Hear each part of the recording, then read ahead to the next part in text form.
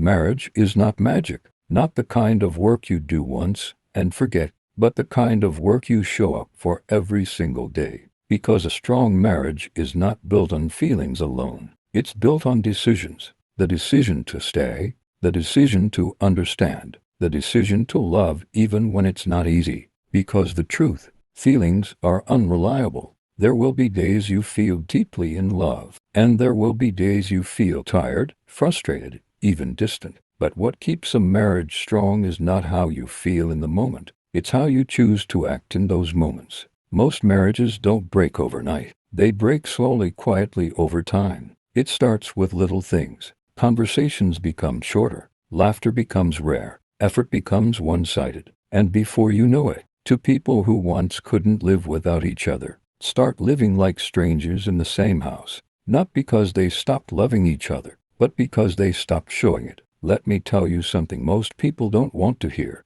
Love that is not expressed will eventually feel like it doesn't exist. You can love someone deeply, but if you don't show it through your words, your actions, your attention, they will start to feel alone. And loneliness inside a relationship is one of the most dangerous things. But here's the solution. If you want your marriage to work, you must learn to choose the relationship over your ego. Not every disagreement needs a winner. Not every mistake needs to turn into a fight. Sometimes peace is more important than being right. Sometimes your partner doesn't need your correction. They need your understanding. Because when you focus on winning arguments, you slowly start losing the relationship. Communication is the lifeline of every marriage. When communication is strong, problems can be solved. But when communication breaks, even small issues become big. Learn to listen, not just to respond, but to truly understand. Because many people don't feel unheard. They feel understood,